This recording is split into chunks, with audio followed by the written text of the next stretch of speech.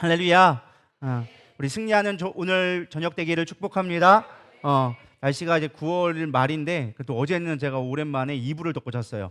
엄청 어제는 시원하더라고요. 그래서 이제 가을이 오는가 보구나, 그 무더웠던 여름도 지나가는구나 라는 것을 또 생각해 보게 되어졌습니다. 힘들고 우리가 어려워도 주님의 때는 반드시 있으리라 믿습니다. 오늘 은혜 가운데 여러분들에게 그렇게 시원한 바람이 여러분 마음 가운데 있어지기를 축복합니다. 오늘 같이 은혜 나눌 말씀은 민수기서 14장 1절부터 10절까지 민수기 강의 17번째 시간, 우리 같이 오늘 제목이 뭐라고 써 있죠? 읽어볼까요? 빠진 성도들을 위한 교회의 자세. 오늘 말씀을 통하여서 우리 시험 든 성도 혹은 내 마음 가운데 마음이 낙심되어졌을 때 우리가 교회는 어떻게 되며 우리가 어떻게 반응해야 될지를 좀 같이 오늘 말씀을 통하여서 한번 적용해보고 생각해보기를 원합니다. 우리 한 목소리로 봉독해 올려드립니다. 이 말씀은 살아계신 하나님의 말씀입니다.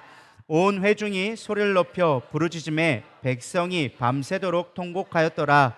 이스라엘 자손이 다 모세와 아론을 원망하며 온 회중이 그들에게 이르되 우리가 애굽 땅에서 죽었거나 이 광야에서 죽었으면 좋았을 것을 어찌하여 여호와가 우리를 그 땅으로 인도하여 칼에 쓰러지게 하려 하는가?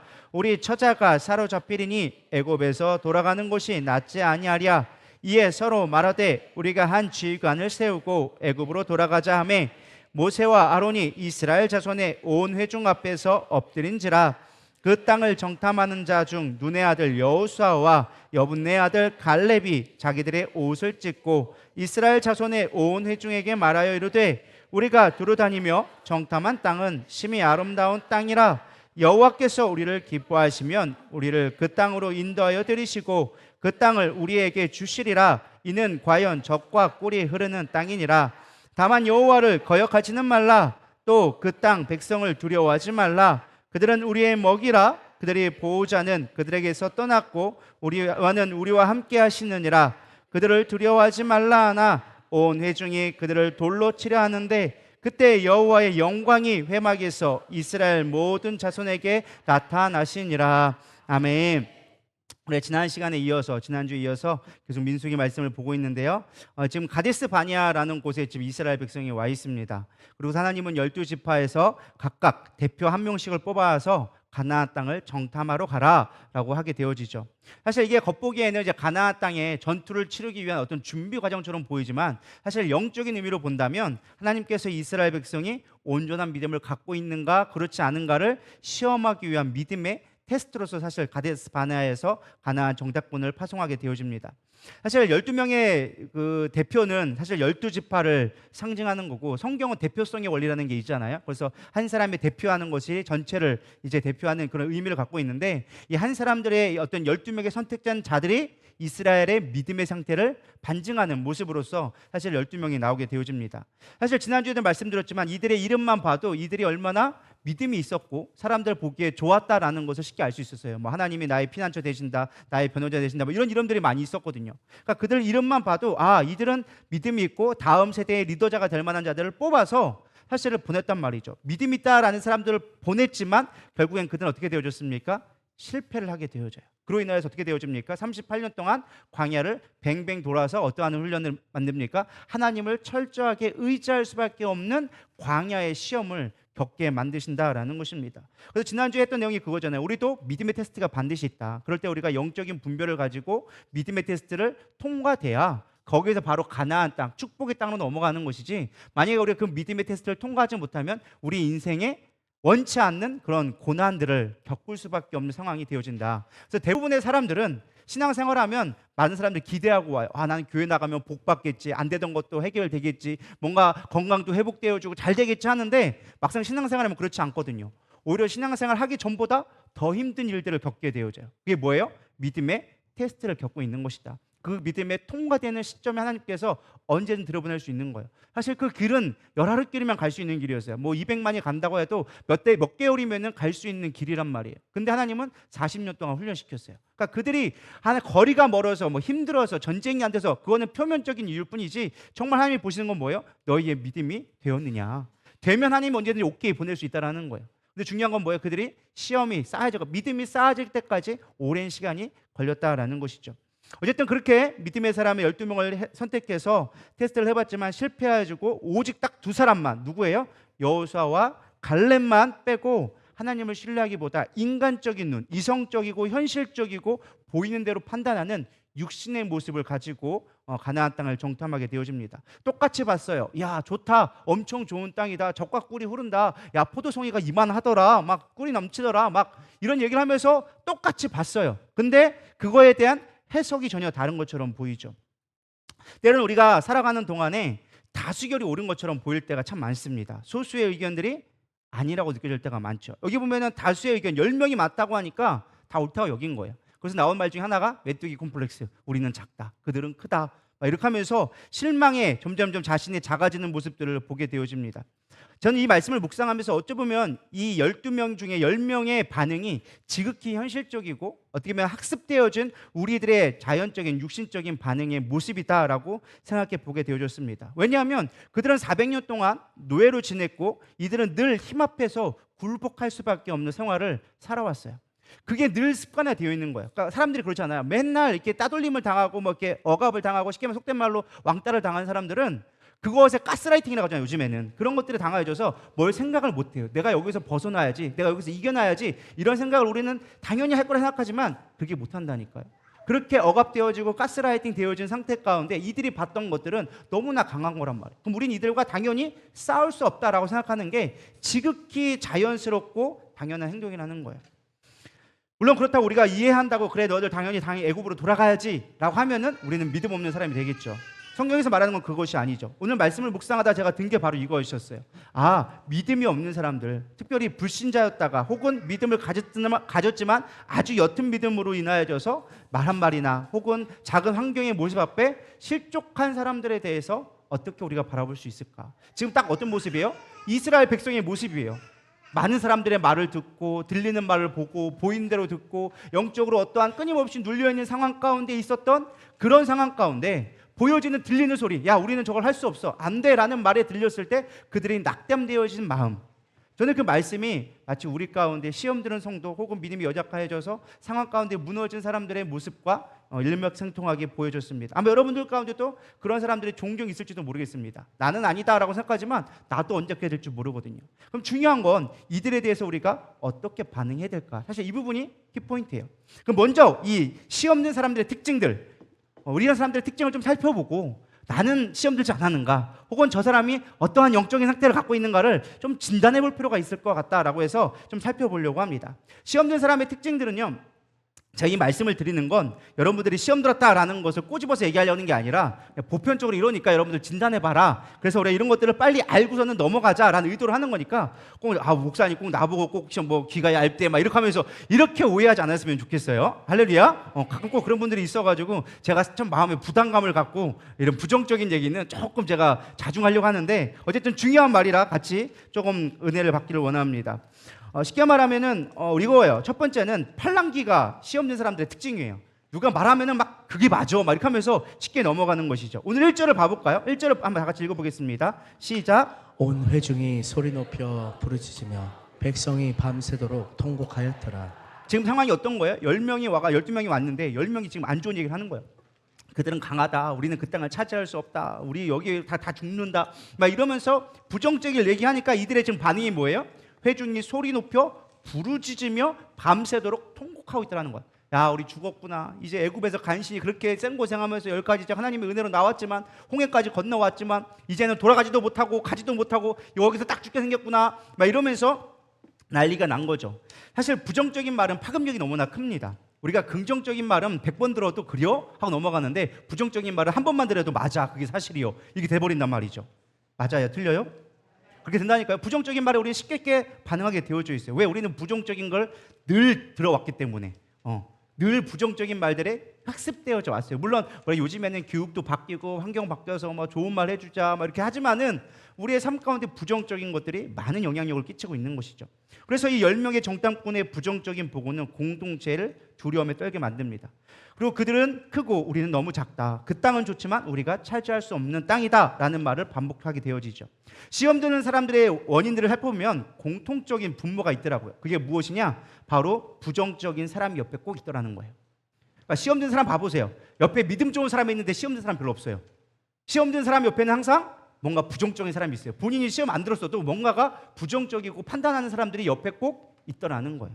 그래서 나는 아무 의도 없이, 별 의도 없이 그냥 툭 하고 던진 말인데, 그 말이 마치 개구리에게 던진 돌처럼 그 사람에게 엄청난 영향력, 파급력을 가지고 사단이 역사하는 통로가 되어지기 시작하는 것입니다. 그래서 말씀과 믿음의 뿌리가 내려있지 않은 상태라면 그거로 인해서, 그 작은 그 파동으로 인하여져서 내 안에 요동치기 시작하는 거예요. 뭐 한번 딱 예를 들어 부정적인 말 들었다고 갑자기 우리가 시험 듣냐? 그렇진 않아요. 근데 그것이 지난 주일에도 얘기했지만 공명하기 시작하거든요. 점점점 웅웅웅 커지기 시작하면서 내 안에 끊임없이 부정적인 생각과 감정들이 휘몰아치면서 갑자기 시험이나 한 사건이 걸리면 빵 하고 터져버리는 거예요. 그래서 우리는 이런 것들을 분별해낼 수 있어야 된다는 거예요. 팔랑귀가 되면 안 된다는 거예요. 심지어 믿음이 좋아도 부정적인 말과 정죄와 판단을 계속 이끌게 되어지면 흔들리게 되어져 있다는 것입니다. 그래서 시험에 드는 사람들의 특징은요, 자신의 정체성이 별로 없어요. 그냥 들리는 대로 생각해요. 그래서 우리가 다 이번 주에 할 게 이제 생각하는 건데, 우리가 들리는 대로 생각하면 안 돼요. 보이는 대로 생각하면 안 돼요. 우리는 뭐예요? 자신의 정체성을 가지고 분별한 신앙의 가치관을 가지고 분별해낼 수 있는 능력이 필요하다는 거예요. 나중에 또 분별에 대해서 깊이 얘기할 거예요. 이 부분은 좀 너무 많이 하면은 설교가 너무 길어진다는 얘기가 많아가지고 제가 지금 심각하게 고민을 많이 하고 있어서 이거는 다음에 기회에 하도록 할 거고요. 어쨌든 지금 이스라엘 백성은 지금 10명의 만만한, 그러니까 쉽게 말하면은 전 이런 생각이 있어요. 이들이 만약에 10명이 긍정적인 얘기를 하고 2명이 부정적인 말을 했으면 이스라엘 백성이 어떤 반응을 했을까? 반대로 생각해 봤어요. 어떨 것 같아요? 우리는 안 돼, 가지 마 했을까요?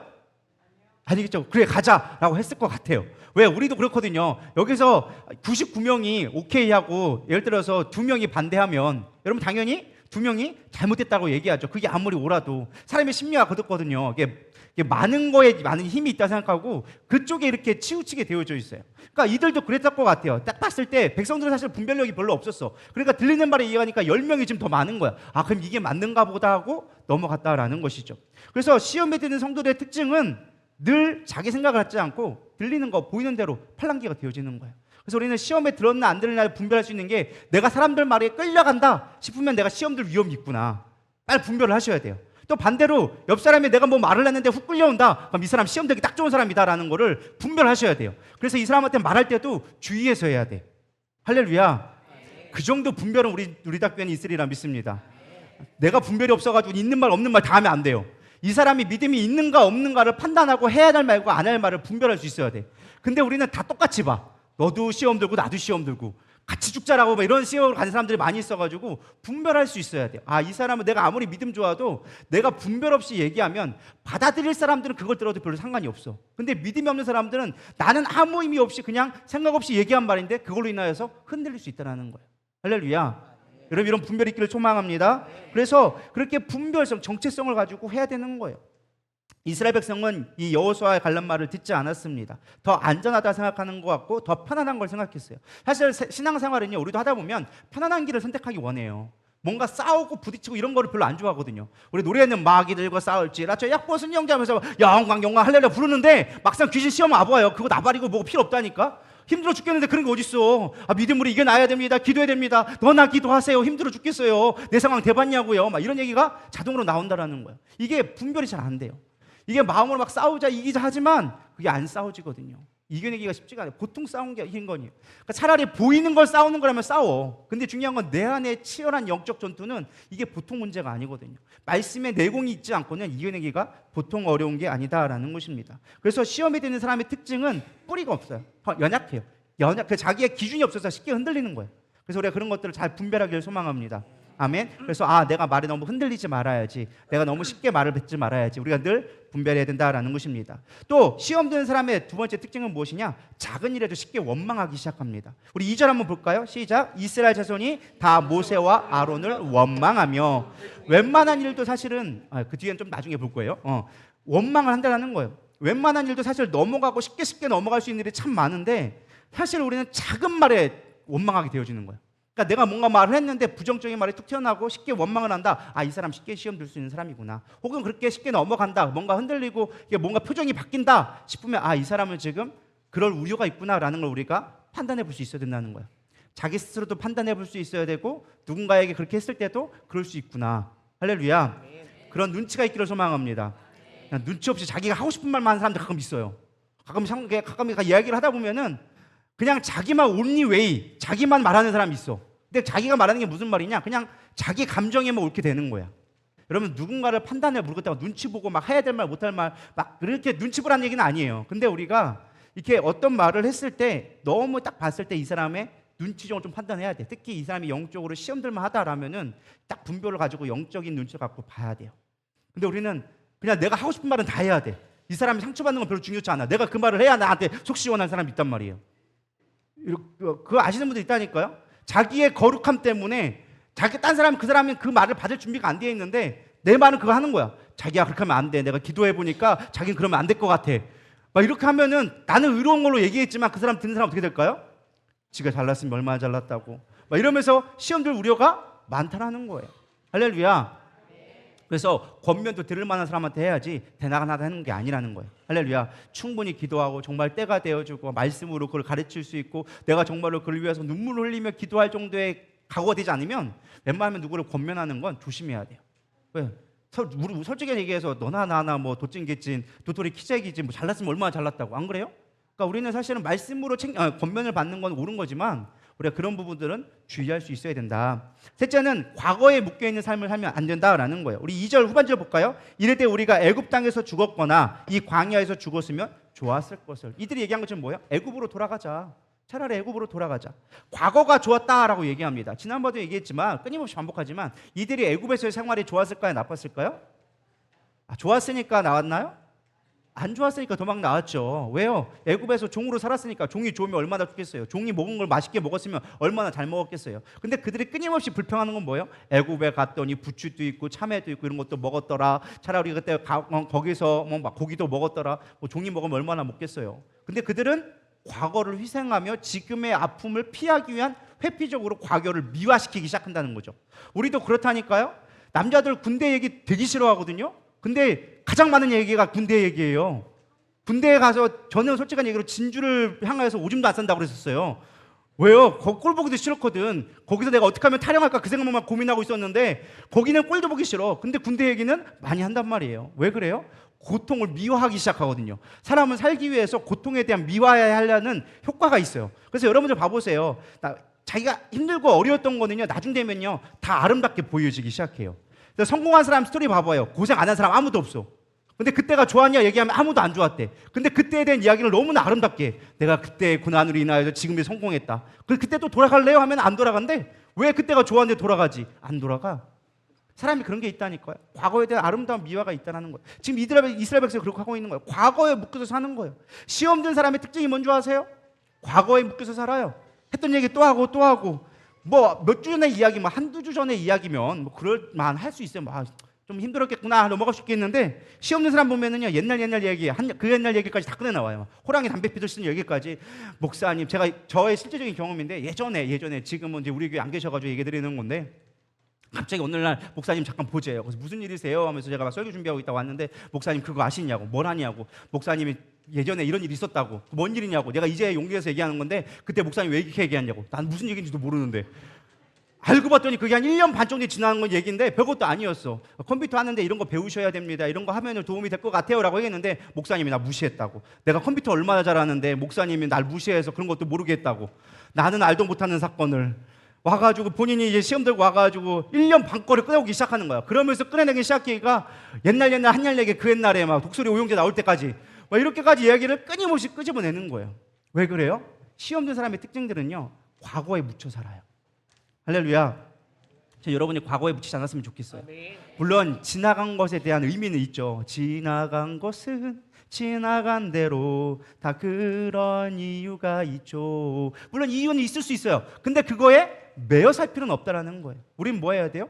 오늘을 살아가야 돼요. 왜? 하나님은 지금에 계신 하나님이니까. 지금 내 삶 속에 역사하신 하나님이니까. 물론 과거도 역사하셨지만 지금 내 삶 속에서 하나님의 나라를 이루기 원하시는 그 하나님을 바라보며 우리의 미래를 꿈꾸며 하나님 나라를 꿈꾸며 소망으로 나아가야 되는데 과거에 묻혀서 지금 오늘을 죄악된 곳에 살아가고 있는 거예요. 근데 그런 사람들이 미래를 소망차게 살아가느냐? 그렇지 않아요. 그런 사람의 특징은 내일이 별로 없어요.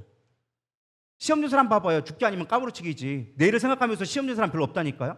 안 그래요? 내가 이 교회 없으면 안 되냐? 내가 하나님 없이 어떻게 하는 걸? 그냥 다 극단적이야. 내일이 별로 없어. 근데 내일을 생각하는 사람들은 극단적으로 살면 안 되거든요.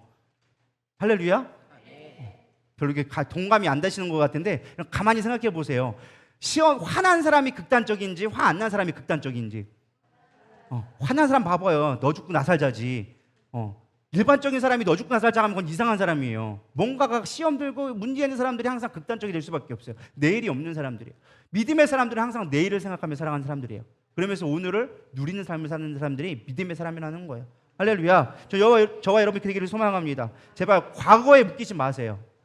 과거에 너무 묶이지 마시고, 할렐루야, 오늘을 살아갈 수 있기를 축복합니다.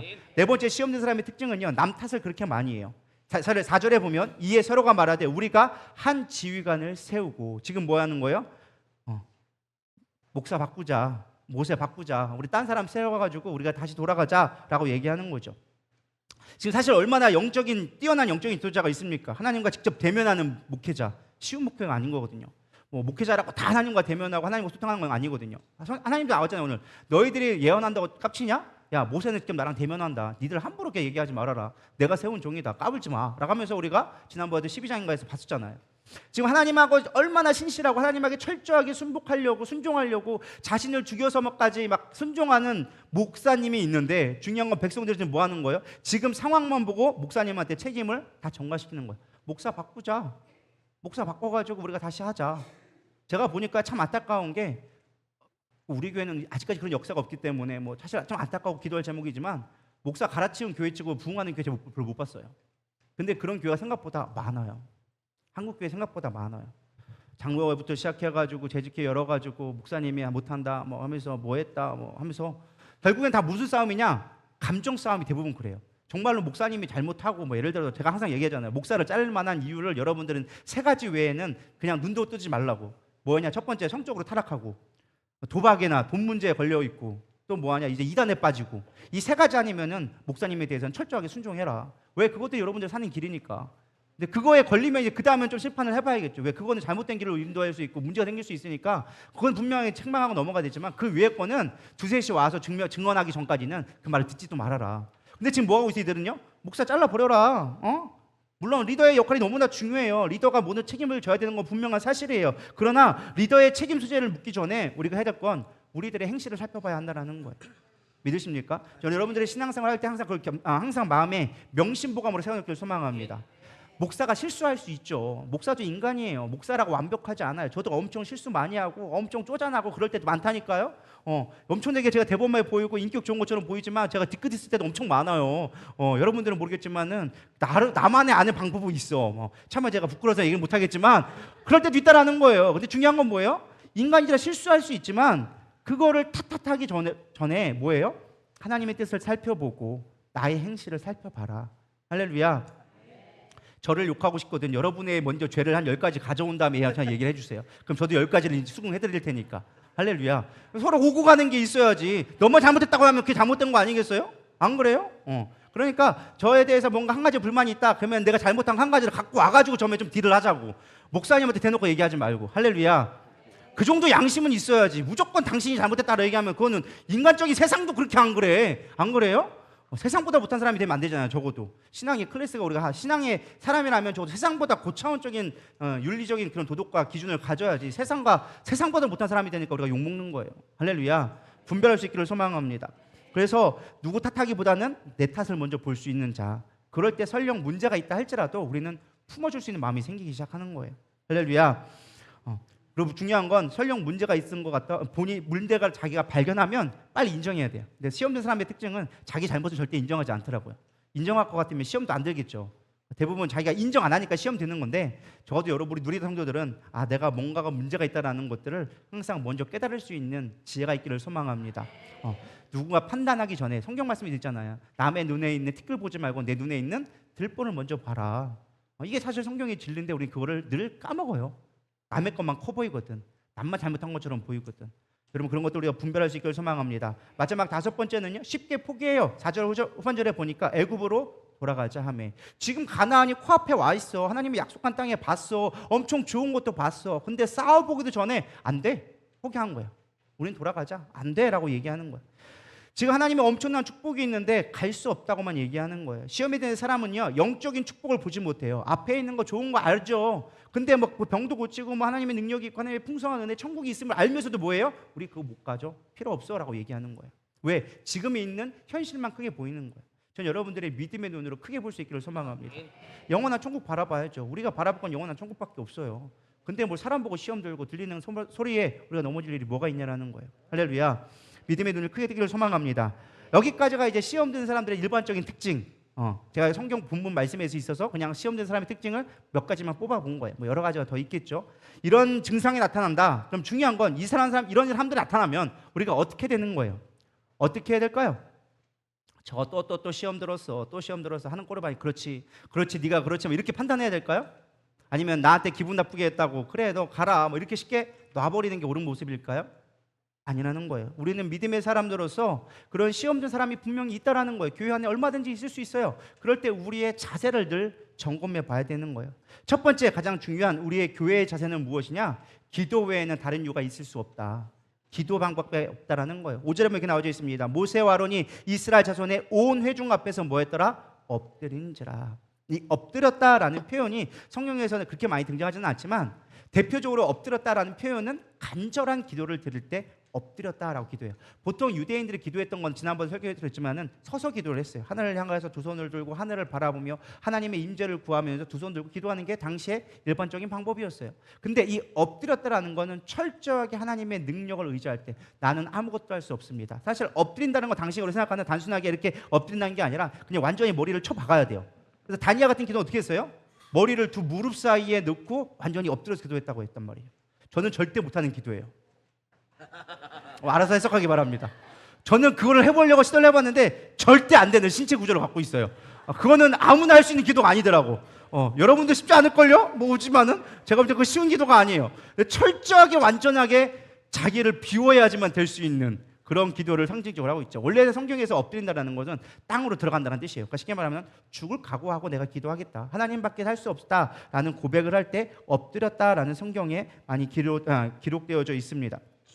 그래서 지금 모세는요 백성들 앞에서 엎드렸다라고 하는데 언뜻 보면은 사실 백성들 앞에라고 하니까 모세가 막 사람들이 막 이스라엘 백성이 일어나고 막 하니까 모세가 백성들 앞에서 미안합니다 하고 무릎 꿇고 막 이런 모습으로 상상할 수 있는데 그런 모습이 아니에요. 지금 어떻게 보면은 백성들 앞에서 백성을 등지고 하나님 앞에 나가게 됐다라는 것이죠. 그만큼 간절했다는 거. 하나님 아니면 될 수 없습니다. 사실 이 언뜻 보면은 그냥 기도한 것처럼 보이지만 사실 이 기도에는요 중요한 의미가 담겨져 있어요. 무슨 기도냐? 중보적인 기도가 담겨져 있어요. 사실 우리가 지금 원래는 다음 주에 할 내용인데 조금 미리 살펴보면은 여기 민수기 14장 11절에 19절 우리 한번 보도록 하겠습니다. 14장 11절에 19절 다음 주에 볼 내용인데 여기 있는 내용이 포함되어 있어서 한번 같이 볼게요. 시작. 여호와께서 이 백성이 어느 때까지 나를 멸시하겠느냐? 내가 그들 중에 많은 이적을 행하였으나 어느 때까지 나를 믿지 않겠느냐? 내가 전염병으로 그들을 쳐서 멸하고 내게 그들보다 크고 강한 나라를 이루게 하리라. 모세가 여호와께 여짜오되 애굽인 중에서 주의 능력으로 이 백성을 인도하여 내셨거늘 그리하시면 그들이 듣고 이 땅 거주민에게 전하리이다. 주 여호와께서 이 백성 중에 계심을 그들도 들었으니 곧 주 여호와께서 대면하여 보이시며 주의 구름이 그들 위에 섰으며 주께서 낮에는 구름 기둥 가운데에서 밤에는 불 기둥 가운데서 그들 앞에 행하시는 것이니이다. 이제 주께서 이 백성을 하나같이 죽이시면 주의 명성을 들은 여러 나라가 말하여 이르기를 여호와가 이 백성에게 주기로 맹세한 땅에 인도할 능력이 없었으므로 광야에서 죽었다 하리이다. 이제 구하옵나니 이미 말씀하신 대로 주의 큰 권능을 나타내옵소서. 이르시기를 여호와는 노하기를 더디하시고 인자가 많아 죄악과 허물을 사하시나 형벌 받을 자는 결단코 사하지 아니하시고 아버지의 죄악을 자식에게 갚아 3, 4대까지 이르게 하리라 하셨나이다. 구하옵나니 주의 인자의 광대하심을 따라 이 백성의 죄악을 사하시되 애굽에서부터 지금까지 이 백성을 사하신 것 같이 사하시옵소서. 아멘. 지금 모세의 기도의 내용이 뭐예요? 하나님 나 좀 도와주세요. 하나님 내 편 대주세요. 이렇게 기도했나요? 아니면 하나님 이스라엘 백성이 하나님 앞에 범죄하였지만 하나님의 명성에 하나님의 이름에 누가 되지 않도록 하나님 이들의 죄를 사하여 달라고 용서의 기도를 드렸나요? 용서를 드렸다니까요. 사실 여러분 같으면 어떤 기도를 드리겠어요? 막 나 싫다고 막 날아가고 당신 내려와 막 이러면은 여러분 어떠실 것 같아요? 속된 말로 그저 죽이고 싶죠. 우리끼리 얘기지만 생각해보세요. 여러분들이 막 나와가 여기에서 한두 명 빼놓고 여러분들이 전부 다 이 목사 내려와 네가 왜 그따위도 있어 하면은 제가 어떻게 싶을까요? 저는 마음이 온유하니까 여러분 마음대로 그렇게 하세요. 그럴 것 같나요? 제가 기도하면서 하나님 저들을 용서해 주세요 이런 기도가 나올까요? 아니요. 하나님 저들을 그냥 다 없애버리세요. 하나님 누구 편이에요? 목사 편이에요? 성도 편이에요? 이렇게 기도하지 않을까요? 우리 목사님은 전혀 안 그럴 거라 생각하시기 감사합니다. 이렇게 대답 안 해주시니까. 근데 솔직한 얘기를 고백하면 저는 전자할 것이 좀 많아. 하나님 그냥 알아서 해주세요 할 것 같은데 모세는 그렇지 않았어요. 하나님 저들의 죄를 용서해 주세요. 하나님 앞에 누가 되잖아요. 그러면서 기도를 했다라는 것이죠. 저는 이 말씀을 묵상하면서 참 목회자로서 부끄러웠어요. 성도들이 죄를 지을 때 그들을 위해서 우리가 얼마나 회개하며 기도했던가. 우리가 시험 들 때 저 사람 또 시험 들었어. 저 사람 또 뭐가 문제야? 성격이 저래서 그래. 저래가지고 무슨 믿음 있다고 얘기해. 판단하긴 좋아해도 그 사람의 죄지음으로 인하여서 하나님을 멸시하고 하나님의 말씀을 받지 않음에 대해서 우리가 얼마나 회개해 봤을까. 진심으로 그 마음을 아파하면서 하나님 앞에 용서를 구하는 기도를 내가 얼마나 해봤던가. 그저 나의 의만 자랑하기 바빴지 그들을 위해서 울지 못했던 저의 모습이 솔직하게 보여지게 됐어요. 어느 대형교회 담임 목사님이 이제 은퇴하시고 후임 목사님을 뽑는데 초빙을 하게 되어졌어요. 서류 면접을 거쳐서 최후 2명의 목사님이 선발되었다고 합니다. 근데 이 교회에서 이제 대부분 목사님 올 때는 설교를 들어봐야 되잖아요. 그래서 설교를 들어보고 선택하려고 마지막 와가지고 2주 동안 이제 한 주씩 해서 설교를 하는데 이 목사님들한테 요청을 했대요. 교회에서 똑같은 지옥에 대한 원고를 똑같이 주고 이 설교를 똑같이 해보라고 했대요. 그래서 똑같이 설교를 하고 이 2주에 걸쳐서 설교를 했는데 첫 번째 목사님이 되었고 두 번째 목사님이 떨어졌다라는 거예요. 그래서 똑같은 설교를 했는데 언뜻 봐도 자신이 더 좋은 조건을 가졌는데 떨어진 것에 대한 의문을 품은 두 번째 목사님이 목사 초빙위원회에게 문의를 했다고 합니다. 아니 똑같은 설교를 했다고 들었는데 도대체 떨어진 이유가 무엇입니까? 제가 거기 설교를 봤을 때 똑같은 설교 저랑 똑같은 원고를 줬는데 왜 떨어뜨린 것입니까? 알고 싶습니다 라고 문의를 했더니 똑같은 이 설교를 했지만 그 위원회 장로님이 있죠? 장로님이 이렇게 얘기했다라는 거예요.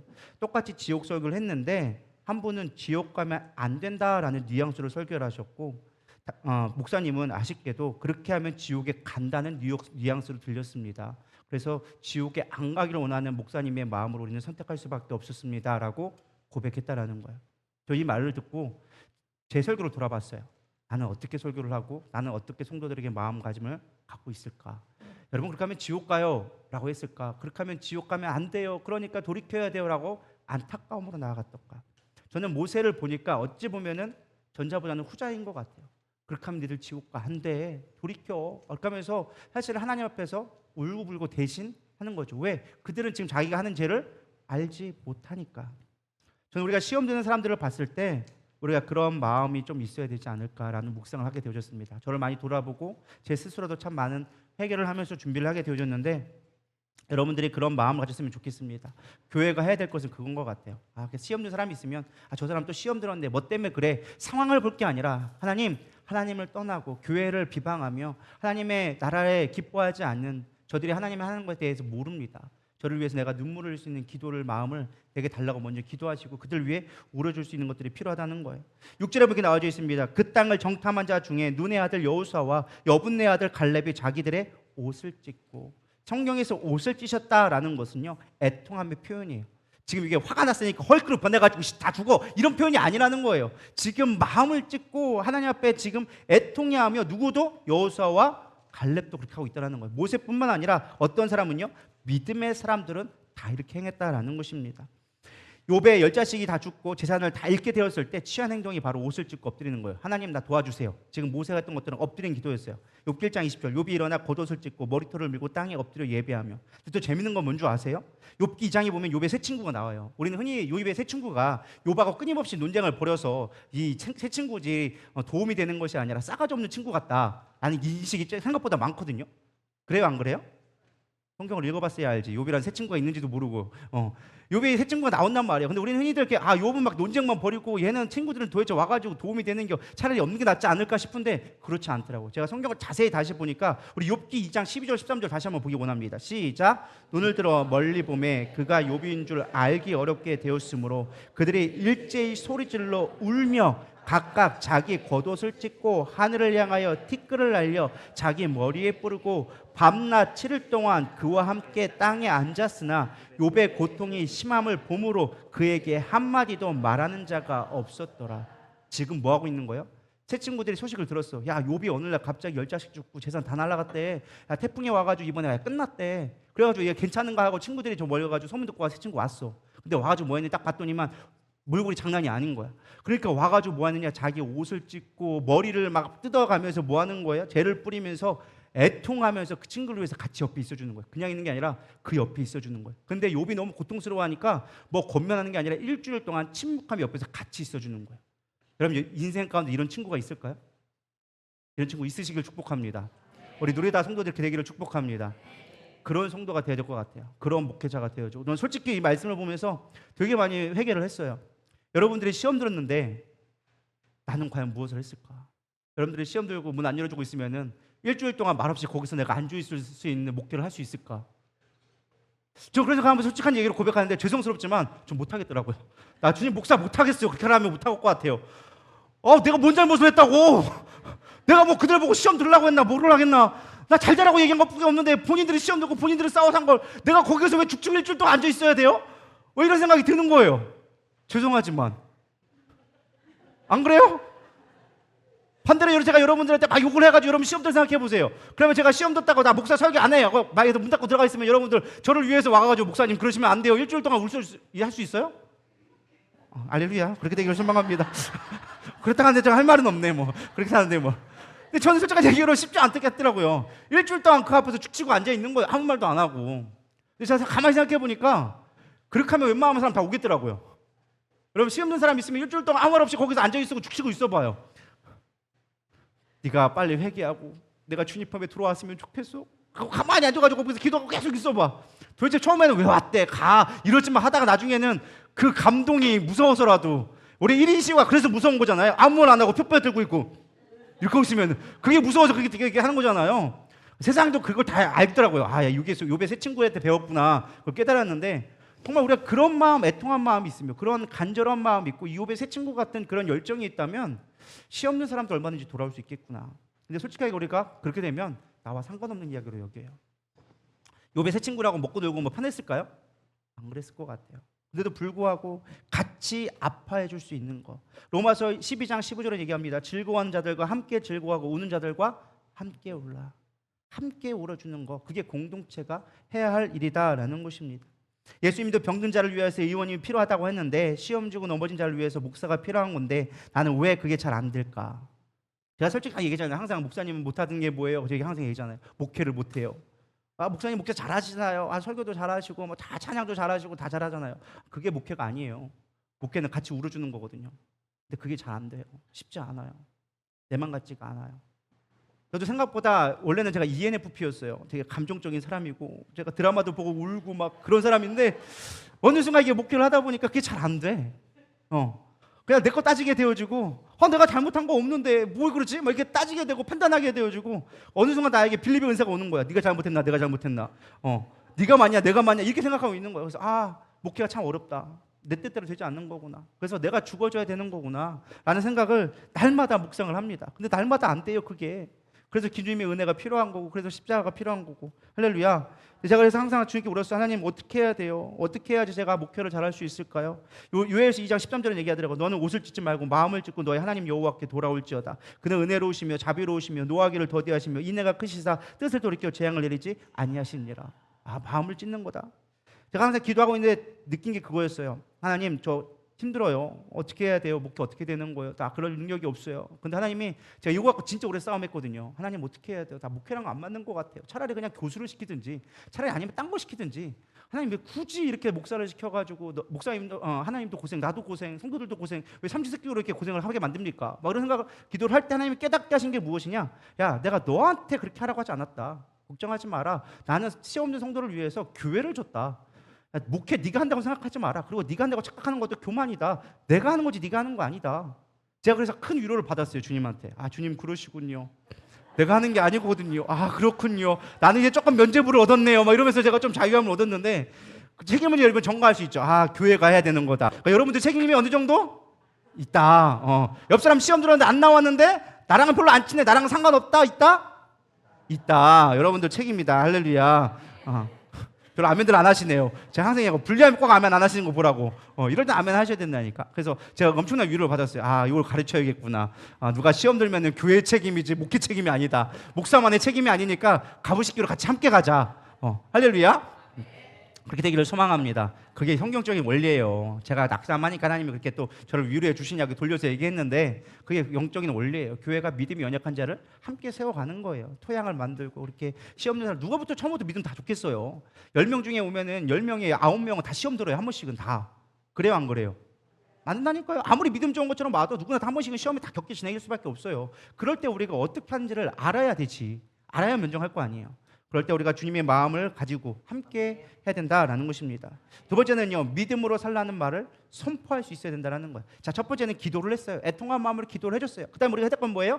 믿음의 말을 선포할 수 있어야 된다는 거예요. 7절 8절 보겠습니다. 시작. 이스라엘 자손의 온 회중에게 말하여 이르되 우리가 두루 다니며 정탐한 땅은 심히 아름다운 땅이라 여호와께서 우리를 기뻐하시면 우리를 그 땅으로 인도하여 들이시고 그 땅을 우리에게 주시리라. 이는 과연 젖과 꿀이 흐르는 땅이니라. 서양 속담에 이런 말이 있다고 합니다. 벌레의 눈을 가진 자는 망하지만 새의 눈을 가진 자는 망하지 않는다라는 말이 있대요.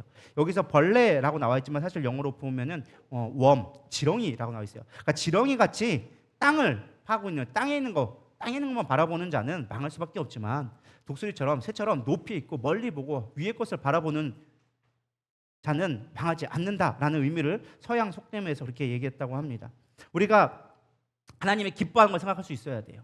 할렐루야. 히브리서 11장 6절은 얘기합니다. 믿음이 없이는 하나님을 기쁘시게 하지 못하나니 하나님이 나아가는 자는 반드시 그가 계신 것과 또한 그가 자기를 찾는 자들에게 상 주신 이심을 믿어야 할지니라. 아까 나와 있죠. 8절에 여호와께서 우리를 기뻐하시면 우리를 인도하여 주시리라. 그러니까 하나님이 기뻐하는 자가 되어주면 하나님이 우리를 인도해주고 보호해주시는 거예요. 그러니까 그래서 저는 이렇게 묵상을 했어요. 우리가 시험 없는 자가 있다. 그럼 그들을 위해 살 건 무엇이냐? 믿음의 말을 선포해야 되는데 가장 중요한 건 우리가 믿음의 선포가 중요하다. 믿는 자가 하나님을 기쁘시게 하는 자거든요. 믿음이 있어야 믿음을 선포하고 나갈 때 하나님이 그를 기쁘게 여겨서 우리의 문제를 해결해 주신다라는 것입니다. 여러분 가운데 믿음이 있기를 선포합니다. 믿음은요 언제 드러나느냐? 겉보기 좋을 때 믿음이 드러나는 게 아니에요. 우리 요즘에 강릉 심각한 문제가 있죠. 오봉저수지에서 말라가지고 지금 뭐 단수가 되어지고 지금 그나마 요즘에 좀 비가 와서 이제 20%까지 올라갔다고 합니다. 그래도 아직도 완전한 해갈은 안 돼서 어렵다고 하는데 사실 우리가 저수지는 평상시에는 괜찮아 보여요. 얼마나 깊은지 안 보여요. 근데 언제 드러나요? 가뭄이 오면 그 깊이를 알 수 있다라는 거예요. 우리의 믿음도 마찬가지예요. 평소에는 다 믿음 좋아 보여요. 여기 믿음 없는 사람 누가 있어요? 근데 언제 드러나는 거예요? 시험이 오면 믿음의 깊이를 알 수 있다는 거예요. 그럼 저 사람의 믿음이 약하다고 저 사람 믿음 저거밖에 안 되네 할 게 아니라 우리는 뭐 해야 돼요? 믿음의 말을 선포해 줘야 돼요. 하나님을 기쁘시게 해야 되거든요. 믿으십니까? 우리의 목적은 내 믿음이 내 자랑을 하려고 하는 게 아니라 하나님을 기쁘시게 해서 하나님이 일하시도록 하는 것이 우리의 믿음의 선포의 말이다라는 것입니다. 시험 드는 성도를 위해서 우리가 할 수 있는 가장 좋은 말이 무엇일까? 우리가 할 수 있는 것이 무엇일까? 첫 번째, 기도하고 애통한 마음 기도했다면 믿음으로 선포해 주는 거예요. 믿음은 들으면서 난다고 계속 언급하지만 우리는 육적인 삶에 학습된 자들이에요. 그래서 육은 죽이고 영으로 살아야 하는데 영으로 살기가 내 마음과 내 뜻대로 되지 않거든요. 근데 그걸 바꿀 수 있는 말은 무엇이냐? 믿음의 말을 선포하는 거예요. 믿으십니까? 계속 내 영을 깨우는 거예요. 하나님을 믿고 나아갈 수 있는 믿음을 깨워가면서 믿음의 선포를 해갈 때 우리 가운데 믿음이 자라나기 시작하게 되어진다라는 것입니다. 10명의 정탐꾼은 지금 육신의 눈으로 가나안을 살펴봤어요. 근데 여호수아 갈렙은 믿음의 눈으로, 영의 눈으로, 소망의 눈으로 가나안을 바라봤다라는 거예요. 믿음의 선포를 하고 있잖아요. 지금 그들이 가나안 차지했어요? 안 했어요. 그들은 이미 아말렉 전쟁과 좀 전쟁을 해야 되고 가나안 땅을 침범하기 위해서 전쟁을 치러야 되는 상황이에요. 근데 지금 믿음은 뭐였어요? 이미 우리 가운데 주셨다라고 선포하는 거예요. 믿음의 말이라는 거예요. 전 세계에서 가장 큰 놀이동산인 디즈니랜드가 있잖아요. 디즈니랜드 여러분 안 가보셨죠? 안 가봤을 거예요. 저도 안 가봤거든요. 근데 가볼 거라 제가 생각하는데 예전에 제가 거기는 가봤어요. 그 유니버셜 스튜디오는 제가 가봤는데 아직 디즈니랜드는 못 가봤어요. 여기 가면요 일주일 동안 놀아야 된대요. 요일별로 테마가 돼 있어가지고 이게 엄청 커가지고 하루 도는데 한 섹션 도는데 하루가 걸린대요. 그래가지고 일주일을 돌아야 될 만큼 거기 엄청나게 큰 건데 사실 이걸 지을 때 디즈니랜드라는 곳이 있었어요. 근데 거긴 작아요, 되게. 진짜 우리나라 이게 여기 에버랜드의 반도 안 될 만큼 작아요, 디즈니랜드는. 근데 디즈니 월드는 엄청 크거든요. 근데 디즈니랜드를 사실은 디즈니가 만들었단 말이에요. 미키마우스 만들어가지고 돈을 많이 벌어서 우리 전 세계 어린아이들에게 동심을 심어준다고 해서 디즈니랜드를 만들었는데 너무 작은 거야. 그래서 우리가 크게 하자. 전 세계인들이 올 수 있게끔 디즈니 월드를 만들자. 그래가지고 사실은 계획을 해놓고 했다가 중간에 디즈니가 죽었어요. 그리고선 죽었는데 1971년 10월 1일 날 드디어 완공이 되어졌어요. 그래서 월트 디즈니 월드 매직 킹덤의 개장식에 이제 열게 되어졌는데 그때 그 고인이 된 디즈니의 부인인 릴리안 디니즈라는 사람이 거기에서 있게 되어졌어요. 그래서 사회자가 물어봅니다. 이렇게 얘기합니다. 그러니까 떠난 지 얼마 안 됐으니까 얘기한 거죠. 월트가 이 순간을 보지 못해서 참 안타깝습니다 라고 말하자 릴리안이 이렇게 얘기했다고 합니다. 무슨 말씀을요? 그는 이미 보았습니다. 그러니까 이미 이 모습 같은 이루어질 것들을 이미 머릿속에 그려놓고 이 월트 디즈니를 계획을 했기 때문에 이미 그는 보았습니다. 지금 완공되어지는 그 모습이 아니라 그는 이미 다 보았으니까 걱정이 없습니다라고 소감문에 실제로 발표했다라고 얘기합니다. 믿음의 사람은요, 현실을 보는 것이 아니라 하나님이 주신 약속을 믿고 보는 자예요. 믿으십니까? 사실 그게 쉬운 건 아니에요. 영적으로 하나님의 일들을 본다라는 게 쉬운 게 아니에요. 뭐 딱 우리가 한다고 해서 뭐 딱 보여주고 그러면 얼마나 좋겠어요. 사실 딱 보이지는 않아요. 근데 중요한 건 무엇이냐? 우리가 그것을 믿음으로 바라보고 그려갈 때 그것이 현실이 되기 시작한다라는 거예요. 믿는 자는 그대로 된다라는 거예요.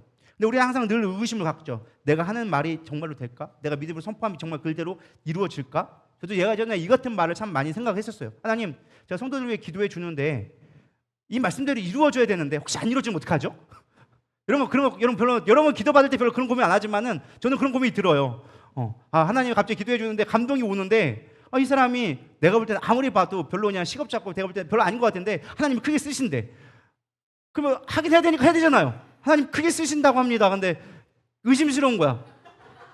이 사람이? 얘가? 이게 아닌 것 같은데? 막 이런 게 들 때가 있단 말이에요. 그럼 저 기도해주고도 의심이 드는 거예요. 하나님, 제가 한 말일까요? 아니면 제가 그냥 그렇게 해주고 싶은 말일까요? 하나님 주신 감동일까요? 어떤 거예요? 막 이렇게 고민이 들 때가 있단 말이에요. 뭐 저라고 100%딱 해가지고 내가 너를 사랑한다 이렇게 들리면 얼마나 좋겠어요. 그런 게 아니라 그냥 감동이 오는 거거든요. 그럼 가끔 혼돈이 되는 거야. 이게 맞아요? 틀려요? 막 그랬는데 제가 그것도 기도를 열심히 해봤잖아요. 저도 궁금하면 또 물어보죠. 하나님 이거 어떤 거예요? 또 열심히 실험을 해봤더니 오늘 민수기 14장 28절에 해답을 주더라고요. 한번 읽어보겠습니다. 시작. 그들에게 이르기를 여호와의 말씀에 내 삶을 두고 맹세하노라. 너희 말이 내 귀에 들린 대로 내가 너희에게 행하리니. 아멘.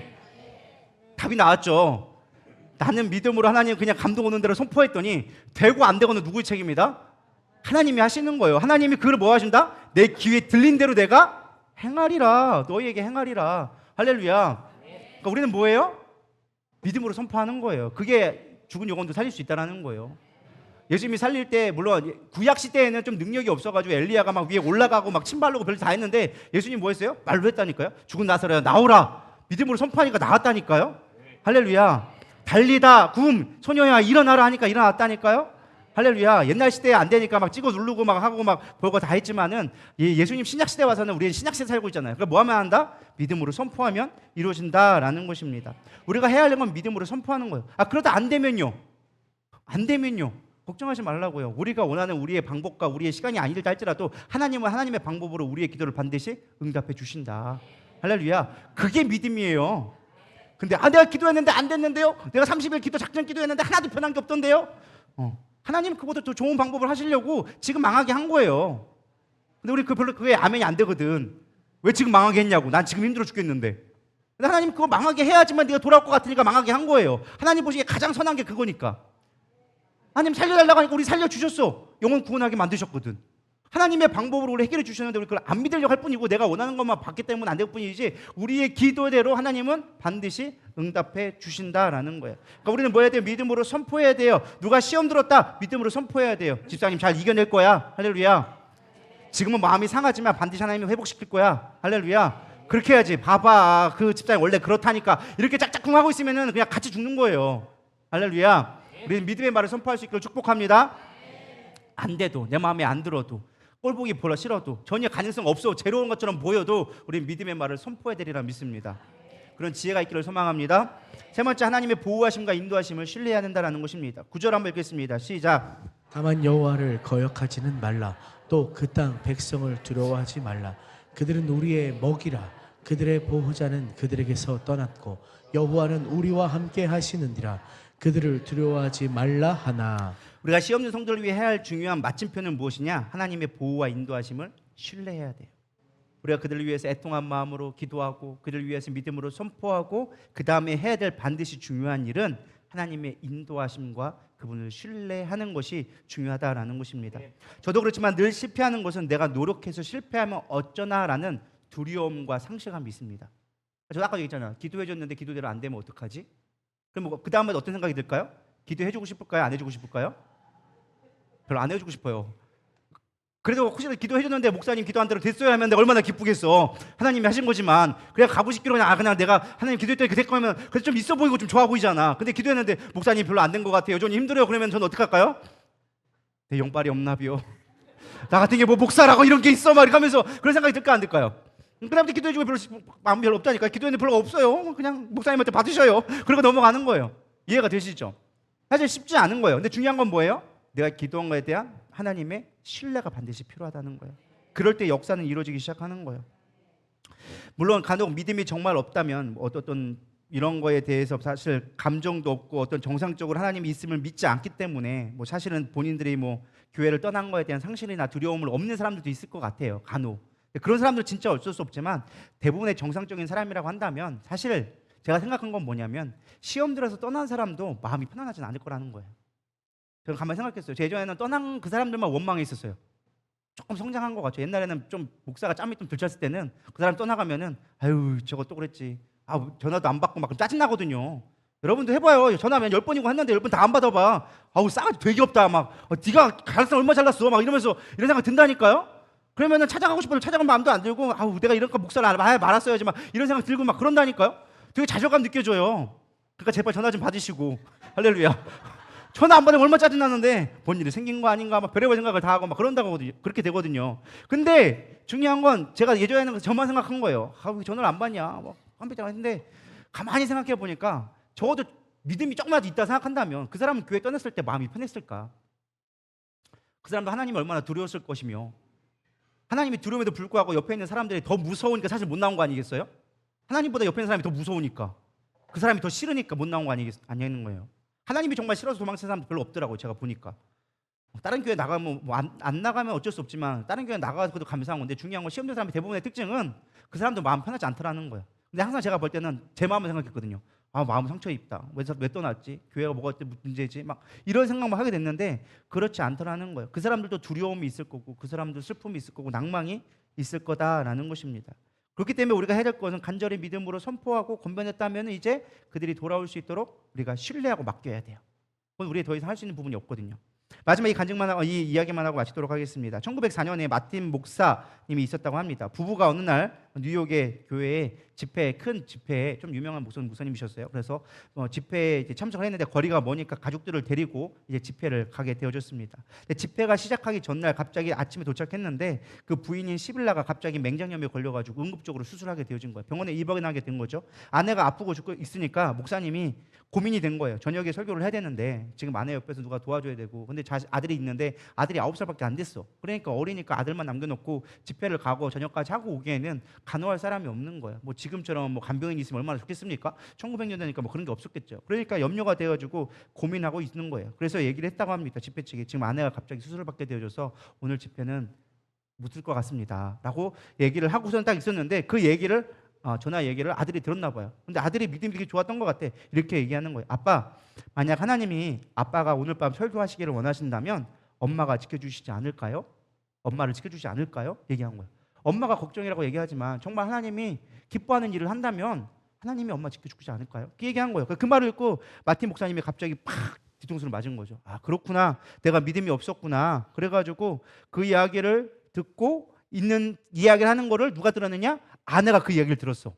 아내가 침상에 누워있다가 그 얘기를 듣고서는 갑자기 그래, 아내도 감동을 받아서 그래, 하나님이 우리를 돌보시는데 우리가 뭘 걱정을 할까? 이런 거 걱정하지 말아야지. 그래가지고 그 아내가 침상에서 메모지를 갖고 글을 썼어. 너 근심 걱정 말아라. 주 너를 지키신다. 이 글을 쓴 거예요. 이걸 써가지고 남편이 오자 이 편지를 주면서 자기야 걱정하지 마, 하나님이 지켜주실 거야 라고 얘기하니까 남편이 그걸 보고서 너무 감동을 받은 거예요. 그래서 그 자리에서 즉각적으로 곡을 써가지고 붙였어요. 그래서 그 병실에서 그 노래를 불러가면서 집회를 갔다. 그리고 그 집회는 엄청난 부흥의 성령의 역사가 일어나가지고 대부흥의 역사가 일어났다라는 거예요. 근데 이 가사가 뭐냐? 여러분들이 잘 아는 찬송가 382장. 우리 한번 잠깐 불러보도록 하겠습니다. 시간은 많이 갔지만 가사를 생각하면서 한번 불러볼게요. 가사를 생각하면서 우리 믿음으로 고백해 봅시다. 너 근심 걱정 말아라 주 너를 지키리 주 날개 밑에 거하라 주 너를 지키리 주 너를 지키리 아무 때나 어디서나 주 너를 지키리 늘 지켜주시리 어려워 낙심될 때에 주 너를 지키리 위험한 일을 당할 때 주 너를 지키리 우리 4절 어려운 시험 당해도 주 너를 지키리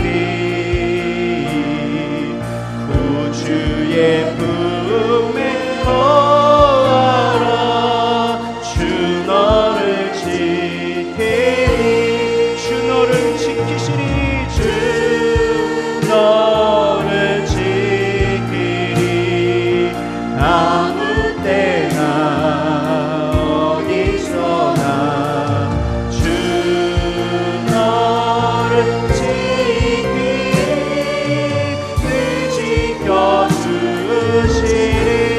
지켜주시리. 그렇습니다. 우리가 할 수 있는 최고의 선택은 사실 다른 게 아니에요. 주님을 신뢰하는 거예요. 의심되어지고 걱정되어지고 염려되어지고 두려워할 것이 아니라 어떤 시험 든 상황이 있다면 혹은 내가 시험 들거나 누가 시험 들었다면 우리는 믿음으로 선포하고 정말로 애통해 울며 주님을 신뢰하며 나갈 때 우리가 포기하지 않으면 주님께서 반드시 응답해 주신다는 거예요.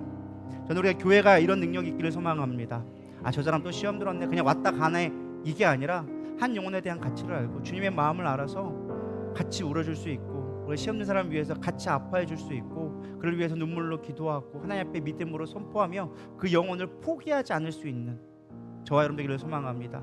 사실은 이 설교는 저한테 사실 하는 설교였어요. 하나님 내가 영혼에 대한 포기하지 않는 마음 갖게 해주세요.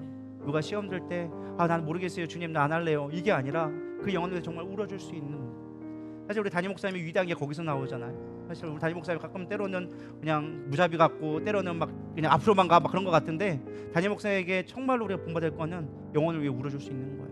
할렐루야. 다른 게 능력이 아니더라고요. 울어줄 수 있는 거, 영혼을 위로해주고 포기하지 않는 거. 할렐루야. 여러분 그런 능력이 있기를 소망합니다. 그럴 때 나도 언제 시험 들지 몰라요. 저 사람만 시험 들겠지. 아니요 나도 시험 든다니까요. 목사도 시험 드는데 여러분들은 오죽하겠어요? 다 시험 든다니까요. 그럴 때 우리는 누군가를 위해서 교회가 분명히 있어야 돼요. 교회가 나를 지켜주고 보호해주는 가장 중요한 보호막이며 가장 큰 방패고 나의 가장 큰 능력 되어지는 거예요. 여러분들 교회가 되기를 소망합니다. 우리 이 시간 믿음으로 이겨나가리 찬양하시면서 우리 기도로 나아가도록 하겠습니다.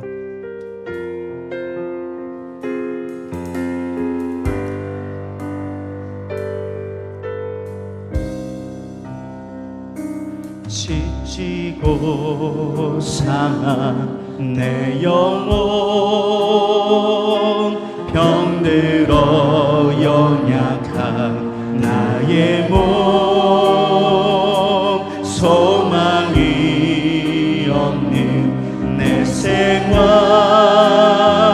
어두운 터널 속에 나의 삶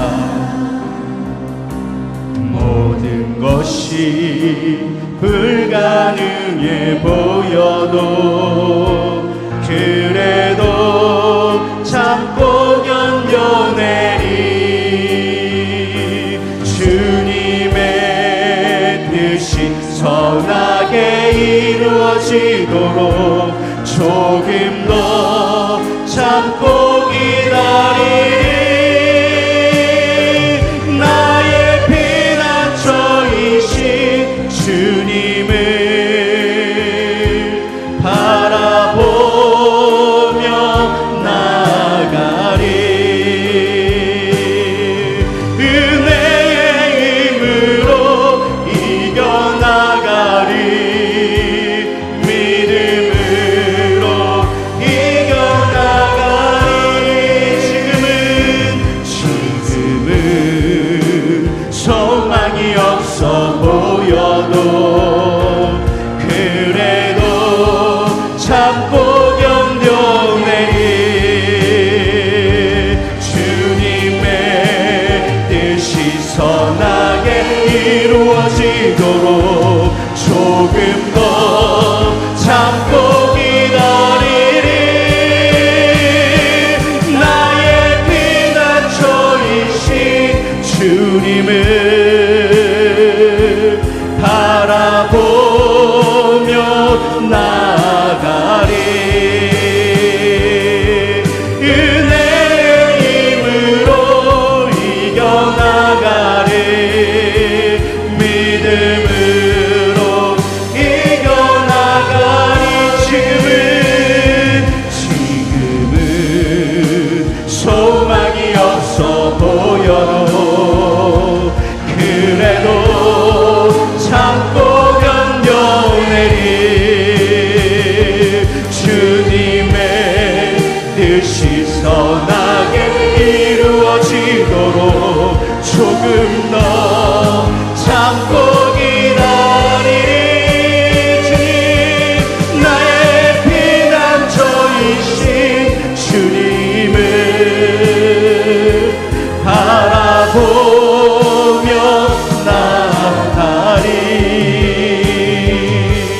은혜의 힘으로 이겨나가리 믿음으로 이겨나가리 주님 그렇습니다. 이 부족한 청은 너무 연약하여져서 때로는 나의 목회 가운데 하나님 나 이거 못할 것 같아 이건 아닌 것 같아요 이건 할 수 없을 것 같아요 자존심도 상하고 내가 무엇을 그렇게 잘못했는지 때로는 억울하고 아버지 두렵기만 합니다. 그러나 주님 주님의 은혜로 이겨나가게 하여 주시옵소서. 주님이 날 위해 견디고 그 십자가에서 매달렸던 그 고난을 견뎌냈던 것처럼 주님 나도 이 믿음으로 은혜로 그 길을 걸어갈 수 있도록 인도하여 주시옵소서. 저들을 심판하고 판단하고 정죄하는 것이 아니라 그 영혼을 위해서 눈물을 흘리며 피 흘린 주님의 사랑이 내 안에 머물게 하여 주시옵소서.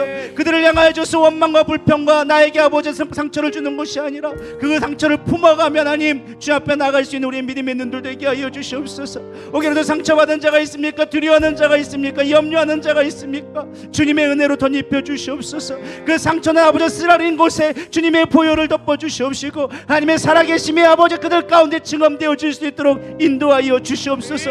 오늘 그런 은혜가 우리 가운데 부어지기를 원합니다. 하나님 우리는 너무나 연약한 자입니다. 무너질 수밖에 없고 환경 앞에 아버지 들리는 소리에 흔들릴 수밖에 없는 연약한 믿음입니다. 그렇게 주님의 믿음이 필요합니다. 주님의 도우심과 인도하심이 우리 가운데 필요합니다. 주님 함께하여 주시옵소서. 우리 고백하는 마음으로 주여 세 번 부르며 간절히 기도하기를 원합니다. 기도하십시다. 주여 주여 주여. 하나님 나의 마음 가운데 하나님을 바라보기를 원합니다. 나의 연약한 모습들 하나님 너무 연약하고 판단되어지고 들리는 말과 소리에 의해서 아버지 원망하며 판단하며 정죄하는 나의 연약한 모습 하나님을 의지하고 하나님을 바라보는 연약한 아버지 모습이 아니라 그저 나의 아버지 상황과 나의 하나님 앞에 무너질 수밖에 없는 우리의 연약한 모습들 이 시간 주님 앞에 나가기를 원합니다. 주님 함께하여 주시옵소서. 주님의 그 십자가가 내 안에 다시금 회복되게 하여 주시옵시고 주님의 그때 속에 사랑이 내 안에 회복되게 하여 주시옵소서.